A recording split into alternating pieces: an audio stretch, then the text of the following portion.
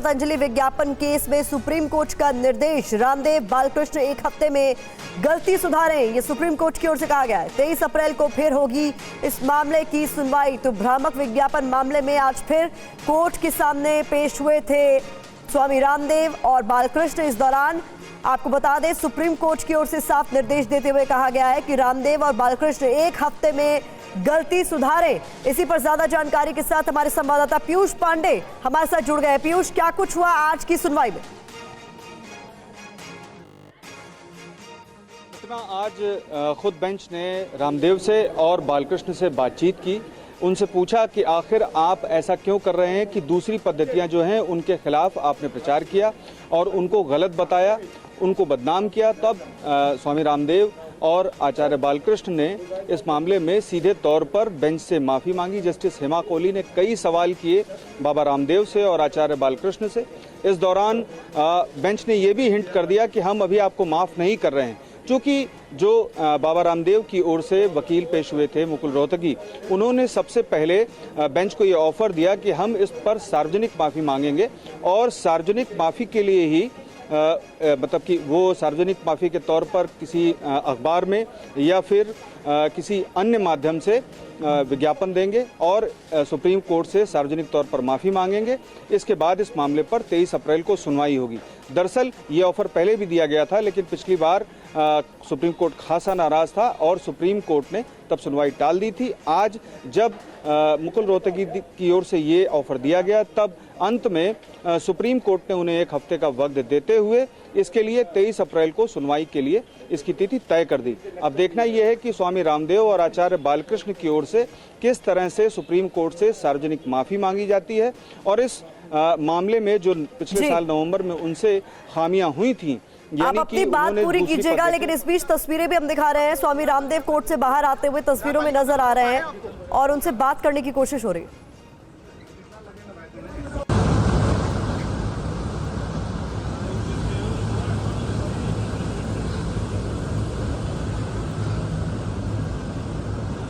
तो ये तस्वीरें आप देखिए, स्वामी रामदेव पूरी सिक्योरिटी के साथ यहां से बाहर निकलते हुए, आचार्य बालकृष्ण भी आगे पहुंचे हैं। इस दौरान उनसे बातचीत की शायद कोशिश भी की गई है। आपको सुनवाएंगे अगर उनकी तरफ से इस पूरे मामले पर कुछ भी कहा गया हो। लेकिन पीयूष लगातार अपडेट दे रहे हैं, इस पूरे मामले की अगली सुनवाई अब 23 अप्रैल को होगी, जिसमें कोर्ट ने कहा है कि आप किस तरीके से इस पूरे मामले में सार्वजनिक माफ़ी मांगेंगे।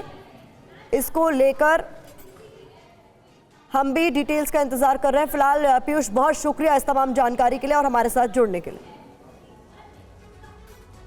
इस बीच एक और बड़ी खबर आपको बता दें, बीजेपी ने उम्मीदवारों की नई लिस्ट जारी कर दी है। बंगाल की डायमंड हार्बर सीट से अभिषेक बनर्जी के खिलाफ अभिजीत बॉबी को टिकट दिया गया है, ये इस वक्त की बड़ी खबर है।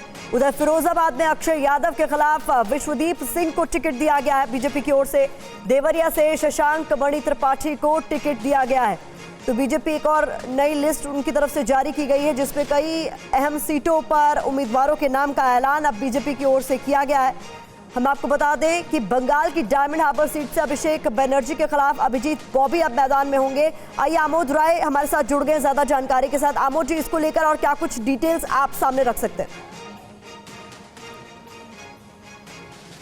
देखिए, आज बीजेपी ने 12वीं सूची जारी की, इसमें 8 उम्मीदवारों के नाम है। उसमें उत्तर प्रदेश के 2 उम्मीदवारों के नाम आज घोषित किए गए हैं और इसमें अहम यह है कि दोनों ही बीजेपी की जीती हुई सीटें हैं और इसमें फिरोजाबाद से टिकट काटा गया है और देवरिया से भी टिकट काटा गया है। रमापति राम त्रिपाठी का टिकट काटकर वहां पे शशांक मणि त्रिपाठी को टिकट दिया गया है, जो पहले से वहां 2 बार बीजेपी के सांसद रहे। श्री प्रकाश त्रिपाठी के जो आर्मी में एक बड़े अधिकारी थे, 2 बार सांसद रहे वहां से, उनके बेटे हैं, उनको टिकट दिया गया है। साथ ही यहाँ फिरोजाबाद से टिकट काटकर जाडौन जो पहले एमपी थे, उनका टिकट काटकर नए उम्मीदवार को दिया गया है। ये 2 अहम बातें थी। लेकिन इसके अलावा पंजाब में जो पहले सोम प्रकाश मंत्री थे, उनको न देकर टिकट उनकी पत्नी को, अनीता सोम प्रकाश को टिकट दिया गया है। इसी तरह से सतारा से अगर बात करें तो सतारा से शिवाजी महाराज के वंशज को टिकट दिया गया है। तो बीजेपी ने इस बार जो 8 सूची जारी की है, इसमें 3 उत्तर प्रदेश के 3 पंजाब के, 2 उत्तर प्रदेश के, 1 बंगाल और 1 महाराष्ट्र का टिकट जारी किया गया है। बीजेपी ने मोटा मोटी अपनी सभी सीटों का अब घोषणा कर लिया है। यूपी से 2 सीटें और बाकी रह गई हैं और महाराष्ट्र से करीब 3 सीटें और बाकी रह गई हैं। तो अब बीजेपी अंतिम चरणों में जो 5, 7, 10 टिकट और बांटनी है उसको बांटकर खत्म करेगी। 12वीं सूची में आज 8 टिकटों का ऐलान किया गया। बहुत शुक्रिया इस तमाम जानकारी के लिए आमोद जी, आप लगातार नजर बनाए रखें। और इस बीच एक और बड़ी खबर आपको बता दें, अब से कुछ ही देर बाद डिंपल यादव का नामांकन होगा। नॉमिनेशन से पहले समाजवादी पार्टी की कैंडिडेट डिंपल यादव का बयान भी सामने आया है कि मुझे पूरा भरोसा है कि मां के आशीर्वाद के साथ साथ क्षेत्र के सभी लोगों का आशीर्वाद और साथ भी मुझे मिलेगा। तो डिंपल यादव मैनपुरी से चुनाव लड़ने वाली है। मैनपुरी जो समाजवादी पार्टी का गढ़ है, ऐसे में नामांकन से पहले वो मीडिया के बीच जब पहुंची तो उनकी तरफ से कहा गया है कि मुझे पूरा भरोसा है कि मां का आशीर्वाद तो मुझे मिलेगा ही, इसके अलावा क्षेत्र के सभी लोगों का साथ और आशीर्वाद मुझे मिलेगा। तो नामांकन जिस दौरान डिंपल यादव का होगा, अखिलेश यादव भी उनके साथ मौजूद रहेंगे। लेकिन इस बीच सुनिए उन्होंने क्या कहा। क्षेत्र वासियों को आज दुर्गा अष्टमी है, उसकी बहुत शुभकामनाएं देती हूँ और मुझे पूरा भरोसा है कि माँ का आशीर्वाद तो है ही और साथ में क्षेत्र के सभी लोगों का आशीर्वाद और साथ मुझे मिलेगा। धन्यवाद। वहीं गुना से बीजेपी प्रत्याशी ज्योतिरादित्य सिंधिया भी थोड़ी देर में नामांकन करने वाले हैं। बता दें इससे पहले उन्होंने मंदिर में पूजा अर्चना की। तस्वीरें आप तक हम पहुंचा रहे हैं। 2 तस्वीरों के जरिए आपको 2 बड़े चेहरों के नामांकन से पहले की जो तस्वीरें हैं वो आप तक हम पहुंचा रहे हैं। डिंपल यादव को भी आप देख रहे हैं जो कुछ देर में नामांकन दाखिल करने वाली हैं। तो मैनपुरी से डिंपल यादव नामांकन करेंगी, वहीं गुना से मध्य प्रदेश में ज्योतिरादित्य सिंधिया का नामांकन होना है। ज्योतिरादित्य सिंधिया ने अपने नामांकन से पहले पूजा अर्चना की है। तो वहीं डिंपल यादव का कहना है कि मां का आशीर्वाद और इसके अलावा क्षेत्र की जनता का साथ और आशीर्वाद मुझे मिलेगा, ऐसा मुझे भरोसा है। आइए आपको जम्मू लिए चलते हैं। गृह मंत्री अमित शाह रैली को संबोधित कर रहे हैं। हो गई है टेररिज्म, आतंकवाद अपनी अंतिम सांसें गिन रहा है और जो युवा पथराव कर रहे थे वो युवाओं के हाथ में पत्थर की तरह जगह लैपटॉप है परिवर्तन नरेंद्र मोदी जी। जम्मू कश्मीर के अंदर हमारे कई भाइयों को सालों से अन्याय हुआ। वाल्मीकि भाइयों को रिजर्वेशन नहीं मिलता था, माताओं बहनों को रिजर्वेशन नहीं मिलता था, ओबीसी को रिजर्वेशन नहीं मिलता था। और ये मेरे बैठे हैं पहाड़ी बकरवाल गुर्जर भाई बहन, उनको भी रिजर्वेशन नहीं मिलता था। नरेंद्र मोदी सरकार ने सबके साथ न्याय करने का काम किया। एनसीपीडीपी गुर्जर भाइयों को उकसा रहे थे कि आपका काटकर पहाड़ियों को देंगे।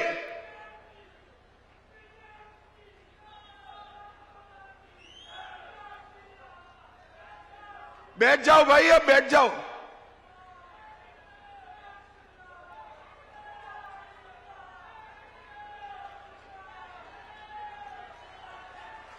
अरे बैठ जाओ भाई, बोलो भारत माता की। बैठ जाओ भाई, अब बैठ जाओ। आ गई फोटो तेरी, बैठ जाओ। अरे फोटो आ गई भैया, बैठ जा। ये पीडीपी एनसी वाले हमारे गुर्जर भाइयों को भड़काते थे कि आपका आरक्षण काट कर देंगे। मैंने पार्लियामेंट में कहा था 1% भी गुर्जरों का आरक्षण काटे बगैर हमारे पहाड़ी भाइयों को न्याय दिलाने का काम करेंगे।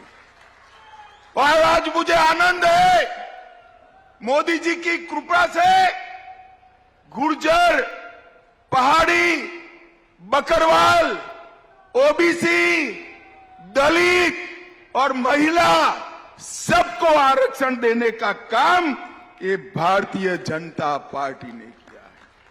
भाई और बहनों,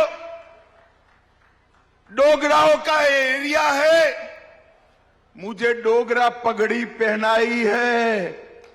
डोगरा पगड़ी का सम्मान रखने का काम जिम्मेदारी आप लोगों की। नरेंद्र मोदी जी ने, अरे बैठ जाओ ना भाई, अब सुन नहीं रहे हो, बैठ जाओ। नरेंद्र मोदी जी ने सालों से सेना के परिवार वालों की डिमांड थी कि 1 रैंक 1 पेंशन दिया जाए। एक कांग्रेस पार्टी देती नहीं थी, भारतीय जनता पार्टी की मोदी सरकार ने 1 रैंक 1 पेंशन देकर सालों पुरानी मांग को पूरा कर दिया। भाई और बहनों,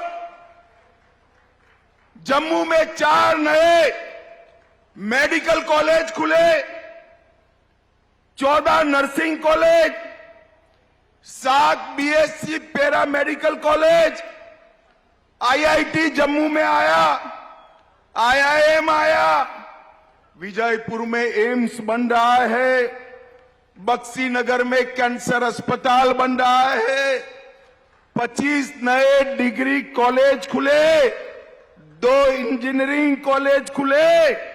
पहले जम्मू और कश्मीर के बच्चे देश भर में पढ़ने जाते थे, आज देश भर के बच्चे मेरे जम्मू में पढ़ने के लिए आ रहे हैं।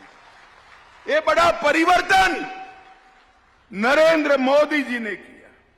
जम्मू में 18 इंडस्ट्रियल एस्टेट आ रहे हैं। पहले कश्मीर में धमाके होते थे, अब यहां शांति है, कहना गृह मंत्री अमित शाह का। अब वक्त है हमारे खास शो दिल्ली डायलॉग का। आपको लेकर चलते हैं उत्तर पूर्वी दिल्ली लोकसभा सीट के कौशिक एनक्लेव, जहां बीजेपी के सांसद मनोज तिवारी और कांग्रेस उम्मीदवार कन्हैया कुमार के बीच रोमांचक मुकाबला हो रहा है। ग्राउंड जीरो पर किसकी कैसी आवाज जानने के लिए चलते अपने सहयोगी करुणा के पास। नमस्कार, दिल्ली डायलॉग पर एक बार फिर से आप सभी का स्वागत है और आपके साथ मैं हूं करुणा शंकर शर्मा। और देखिए, आज जिस सीट पर हम मौजूद हैं बेहद ही खास होने वाला है आज का ये कार्यक्रम, क्योंकि ये सीट बहुत ही हाई प्रोफाइल हो गई। बहुत दिलचस्प यहां पर मुकाबला हो गया है।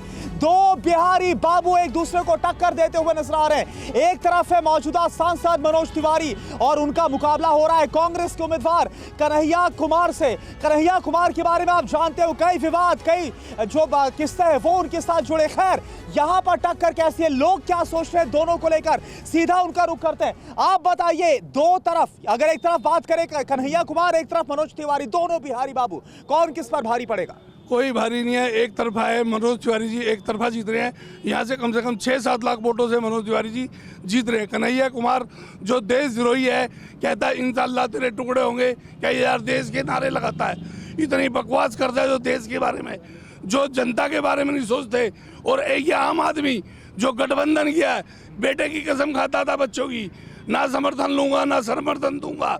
आज क्या हो रहा है, जो सारे चोर मुझे भाई एक साथ इकट्ठे हो गए, जो गठबंधन बनाया है, इस गठबंधन, ये मनोज तिवारी जी भाजपा के सामने ये गठबंधन कहीं नहीं टिकता है, कहीं नहीं टिकेगा। आप बोल रहे हैं, क्या वाकई में ऐसा है? कन्हैया कुमार टिक पाएंगे मनोज तिवारी के सामने? कन्हैया कुमार टिक नहीं पाएंगे, हराएंगे कन्हैया कुमार, क्योंकि इनके पास बस एक ही डायलॉग है कि कन्हैया कुमार टुकड़े टुकड़े गैंग है। मैं कह रहा हूं 10 साल से केंद्र में किसकी सरकार थी? यदि उसके पास कुछ होता तो उसको सजा देते। ये कहने से कुछ नहीं होता है, मुद्दे नहीं है। 10 साल का काम का हिसाब लेगी जनता, और काम का हिसाब लेगी। ये नहीं है कि वाटिका में प्रोग्राम रख दिया और कार्यकर्ताओं को बुला लिया। जनता के बीच में जाएंगे तो मनोज तिवारी ने काम किया 10 सालों में जनता में। आज ऐसे ही जो डिबेट हो रही है, ये जनता के बीच में करना, पता लग जाएगा क्या काम करा है। कोई 10 साल कोई 10 आपसे तभी तो पूछ रहे हैं, आपसे तभी तो 0%। आप बोलिए, क्या तिवारी का अगर एक भी काम गिना देगा तो हम लोग इनके लिए काम करने को तैयार है। एक काम मनोज तिवारी ने पिछले 10 साल के अंदर हमारे विधानसभा क्षेत्र के अंदर नहीं करा। पता नहीं इतने बेशरम लोग हैं ना ये लोग। आज इस उत्तर पूर्वी दिल्ली किस्मत अच्छी है कि कन्हैया जैसा पढ़ा लिखा शिक्षित व्यक्ति, जो कि देश में बेरोजगारी, गरीबी, भुखमरी के मुद्दों पे बात करता है, ना कि इन लोगों की तरह भड़काने का काम करता, देश को धर्म के आधार पर बांटने की बात नहीं करता। किस्मत अच्छी है हमारी, और हम सारे मिलकर इंडिया गठबंधन का एक कार्यकर्ता उसको 2 लाख वोटों जिता के भेजेंगे। चलिए ठीक है, आप क्या बोल रहे हैं? क्या यहाँ तो बोल रहे हैं कि भाई कन्हैया कुमार बहुत मजबूत नजर आ रहा है? बता रहा हूँ जी, इनमें से 90% आदमी तो हमारे ही हैं, जो ये कह रहे हैं कि हम केवल केवल खड़े हो रहे हैं आम आदमी के वजह से, वोट आपको ही देंगे, मोदी को वोट देने वाले हैं। आप ये बोल रहे हैं कैमरे पर कुछ और बोल रहे हैं और वोट कुछ और करेंगे, आप ये बोल रहे हैं। ये लेकिन यहाँ तो बहुत गुस्सा नजर आ रहा है, बोल रहे मनोज तिवारी ने काम नहीं किया। पूरी बुराड़ी के अंदर जितनी भी वोट हैं लगभग सब बीजेपी की हैं, कुछ ही ये सब के सब बीजेपी के वोटर हैं, ये केवल खड़े हैं वहाँ। मेरी बात होगी इनसे। अरे भाई वो तो विरोध कर रहे हैं, आप कैसे बोल सकते हैं? आते से ज्यादा राम मंदिर जा चुके हैं, ये राम मंदिर भी गए हैं, ये राम मंदिर भी जा चुके हैं। नहीं, कोई मंदिर में गया, राम मंदिर में गया, इसका मतलब ये तो नहीं ना कि आप बता दें कौन किसको वोट दे रहा है। आप क्या बोल रहे हैं? मनोज तिवारी जी के खिलाफ बोल रहे हैं। मनोज तिवारी जी ने क्या काम नहीं किया बुराड़ी में, बता। एक स्कूल बनने वाला है, मेट्रो रेल आने वाली है, उसके अलावा इतने काम किए हैं। मनोज तिवारी जी पिछली बार 1.5 लाख से जीते थे, इस बार 6 लाख वोटों से जीतेंगे। जिसको ये लोग लेके आए हैं वो टुकड़े गैंग का आदमी है, टुकड़े गैंग आतंकवादियों। मनोज तिवारी आपके इलाके में आते हैं? हाँ बिल्कुल आते हैं, किसने कहा नहीं? लोगों के बीच जाते हैं? बिल्कुल जाते हैं, ये लोग बुलाएंगे तो इनके कहने से भी जरूर आएंगे। समस्याओं को सुनते हैं? सुनते हैं, बिल्कुल। काम हुआ है? बिल्कुल हुआ है, काम हुआ है, गलियां बनाई है उन्होंने। क्या काम ने? सिग्नेचर ब्रिज बनाया है, क्या काम नहीं किया है? क्या काम नहीं किया है? बड़े नाले बनवाए हैं, एक इतनी बड़ी मेट्रो बन रही है, बुराड़ी में स्कूल बन रहा है और अंधों का स्कूल बन रहा है, अंधे लोग हैं उनको स्पेशल स्कूल बन रहे हैं। क्या काम नहीं किया ये गिनवाए। ये लोग अपना सपोर्ट करेंगे क्योंकि इनका मसीहा जा चुका है जेल, अब इनके हाथ में कुछ नहीं है तो इनके लिए कुछ बोलने के लिए है नहीं। राम मंदिर में लेकिन इस बार तो हालात बहुत बदले। आप यहाँ से बात ये नहीं कि कन्हैया कुमार वर्सेस मनोज तिवारी, हालात ये है कि दो पार्टियां एक साथ मिलकर बीजेपी के खिलाफ चुनाव लड़ी। गठबंधन के उम्मीदवार है कन्हैया कुमार। एक तो इनका पोलिंग एजेंट कहीं नहीं मिल रहा है, पूरे एक अंतिम दीपक जो है हमारे कपूर सिसोदिया है, जिस पार्टी का प्रत्याशी है वो अंतिम दीपक है इस विधानसभा में, कपूर सिसोदिया। बाकी आप सारे दुनिया ढूंढ लो तो कांग्रेसी मिलेगा नहीं कहीं भी, आपको कहीं कांग्रेसी ढूंढने से नहीं मिलेगा। क्या वाकई में यह हालात है? क्या वाकई में यह हालात है? बिल्कुल ऐसा नहीं है। इंडिया गठबंधन बड़ी मजबूती से चुनाव लड़ रही है, सभी पोलिंग बूथ सभी पे लोग मिलेंगे। ये भाजपा वाले देखिए, ये 10 साल की नाकामी वर्सेज युवाओं की उम्मीद कन्हैया।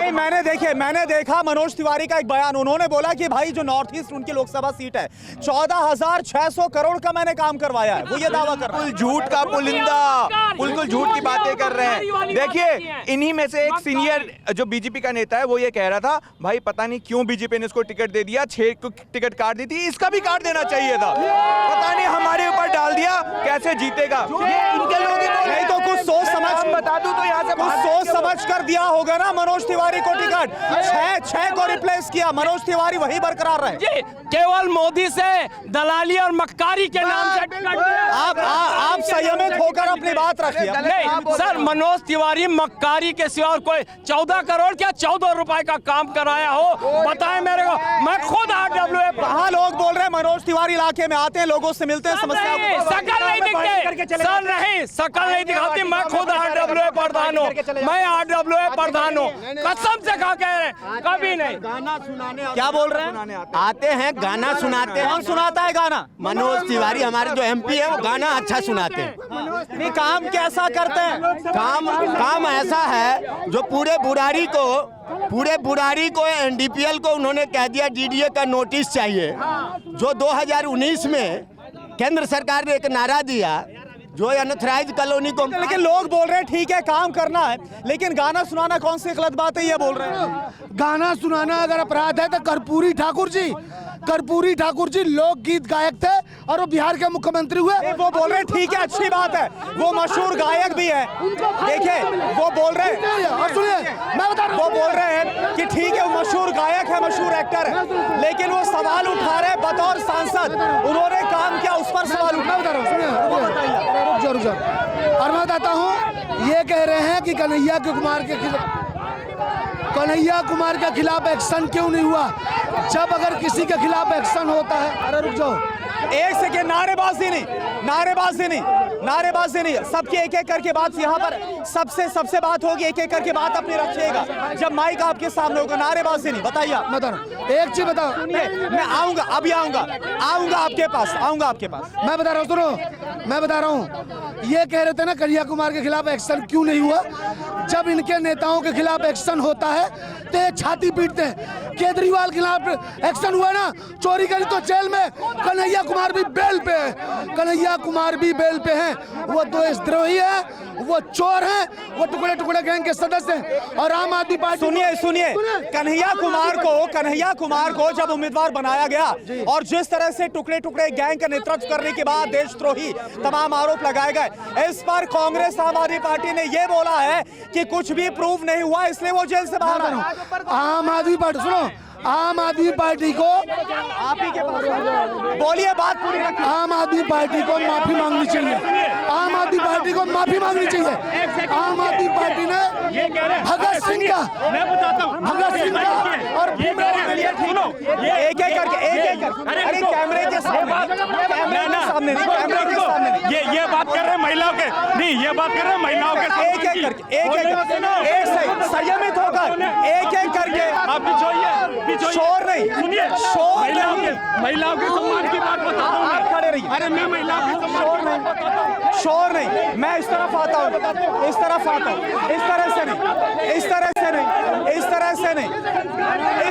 नहीं,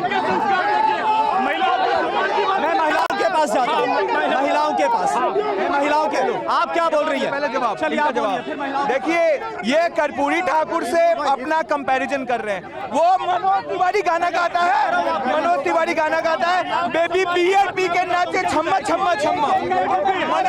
मनोज तिवारी गाना गाता है, बेबी बियर पी के नाची, वो कर्पूरी ठाकुर से तुलना कर रहे हैं। हार्दिक पटेल देशद्रोही था। हार्दिक पटेल को इन्होंने जेल में डाला, देशद्रोही बनाया, और जब वो भाजपा में गया तो आज वो भाजपा का विधायक। आप बोलिए, सुनिए, बेवजह चिल्लाए जा रहे हैं। सुनिए, महिलाओं के सम्मान की बात कर रहे हैं। इस विधायक का जो प्रतिनिधि है जल बोर्ड का, वो उस महिलाओं को छेड़ता था, वो उसका प्रतिनिधि है। और दूसरा, इस हॉस्पिटल के अंदर तकरीबन 20 औरतों के साथ बलात्कार हुआ। उन औरतों ने अपना मुंडन कराया, उन औरतों ने यहाँ धरना दिया, उन औरतों की बड़ी बड़ी बातें और आरोप आप लगा। हाँ सुनिए, ये सबके सामने तो वीडियो चली है। उन लोगों ने इस अरविंद, सुनिए, अरे क्या बात कर रहे हैं, इनका बात है चिल्लाना बेवजह है। अरे इनको पता, क्या पता इन लोगों को, जिन लोगों ने, जिसका प्रतिनिधि, जिस जल बोर्ड का प्रतिनिधि महिला को छेड़ दो, ये बात करेंगे। जिस हॉस्पिटल के अंदर तकरीबन 20 महिलाओं के साथ बलात्कार हुआ, उसकी रिकॉर्डिंग वो वायरल हुई। महिलाओं से बात करता हूँ। आप बताइए, मनोज तिवारी एक तरफ, कन्हैया कुमार, दोनों बिहारी बाबू, मुकाबला कैसा लग रहा है आपको एक महिला हो रही है? बहुत बढ़िया है, कन्हैया कुमार जीत रहे हैं। मनोज तिवारी जनता के बीच में काम के नाम पर आए थे, लेकिन आज काम कुछ नहीं है। लेकिन कन्हैया कुमार मांगती है महिलाओं का सम्मान मांगती है। लेकिन कन्हैया कुमार बीआरपी के नाचने का डाउन करेगा। माइक पर हाथ मत मारिए। क्या बोल रहे हैं आप? क्या बोल रहे हैं? वो सम्मान की बात कर रहे हैं, जिन्होंने वो सम्मान की बात कर रहे हैं, जिन्होंने दारू के ठेके खोले, वो सम्मान की बात कर रहे हैं। बिल्कुल गलत बात नहीं।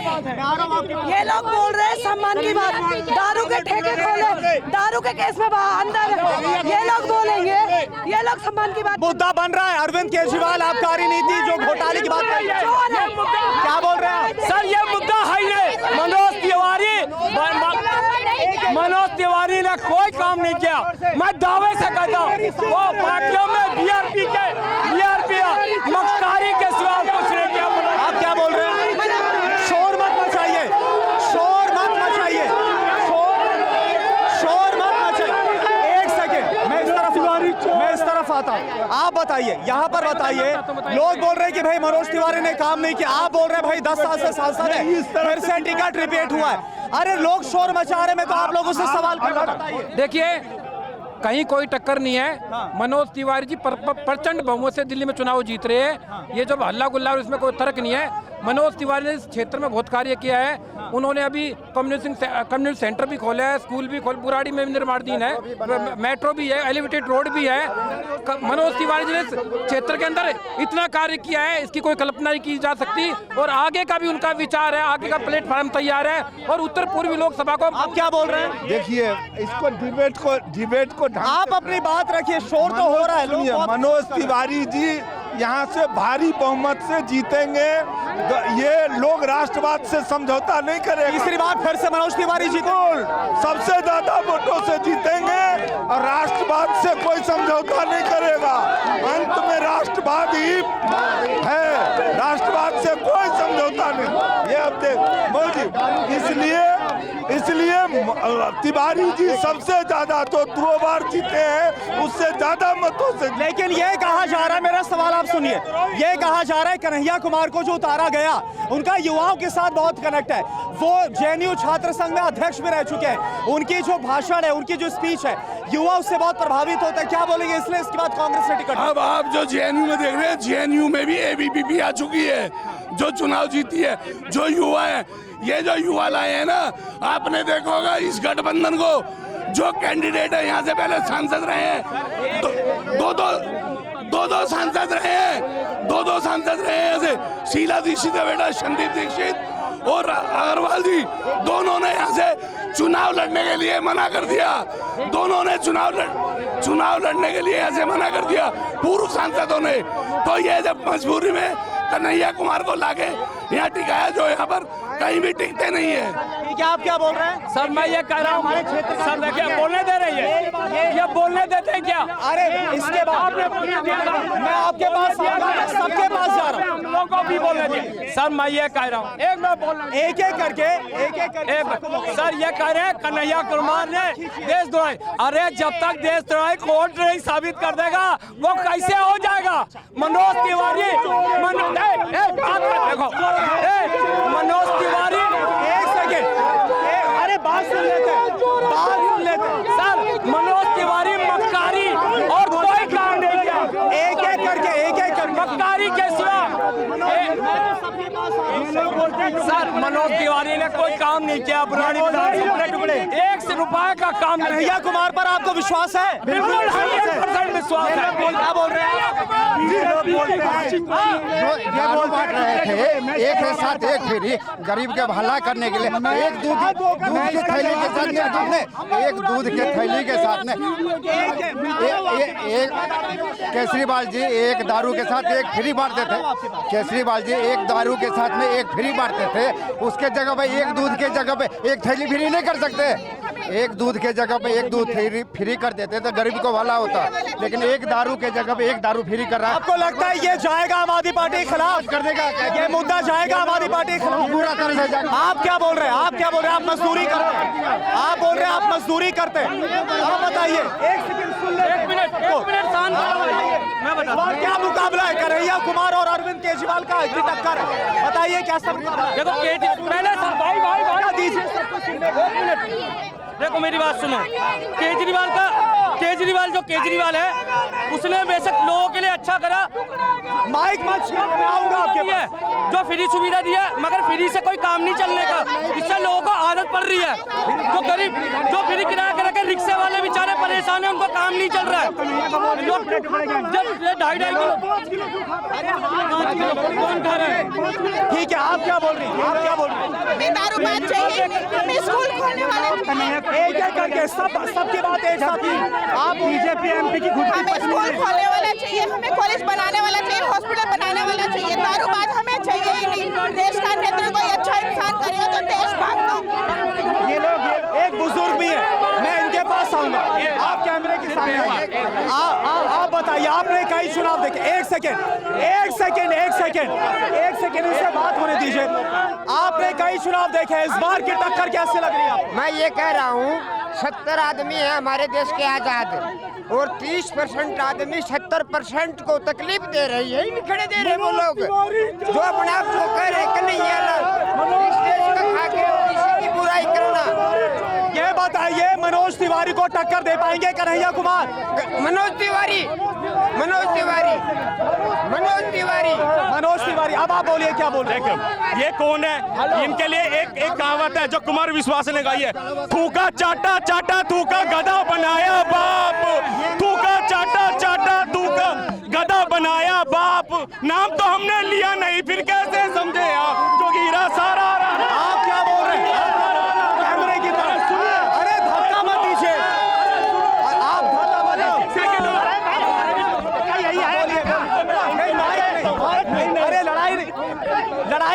देखिए, लड़ाई मत करिए आप लोग, लड़ाई मत करिए, लड़ाई मत करिए, यहाँ पर आइए आप लोग, लड़ाई मत करिए। क्या बोल रहे हैं, माइक मत छीनिए, आप क्या बोल रहे थे? मैं ये बोल रहा हूँ कि विधानसभा के अंदर कोई काम नहीं कराया। जनता 2 साल से डीडीए के मुद्दे पर मीटर नहीं मिल रहे हैं। मनोज तिवारी की कोई सुनवाई नहीं है। आज ये बात कर रहे हैं शराब घोटाले की, कि शराब दुकानें वो करवा दी थी। मैं कह रहा हूँ प्रत्येक कॉलोनी के अंदर अवैध शराब बिक रही है, पुलिस किसके अधिकार में है? मैं पूछना चाहता हूँ, बुराड़ी विधानसभा की जनता जो शराब बिक रही है उसके खिलाफ वोटिंग करेगी कन्हैया कुमार को। जो इन्होंने जो दे रखी है विधानसभा के अंदर, जो वादे करे थे कि रोजगार के नाम पे, महंगाई के नाम पे, तो इस नाम पे कन्हैया को वोट करने जा रही है मनोज तिवारी। कहीं क्या वाकई में माहौल है कन्हैया कुमार को लेकर? नहीं, कोई नहीं है। वो बोल रहे कि काफी मजबूत।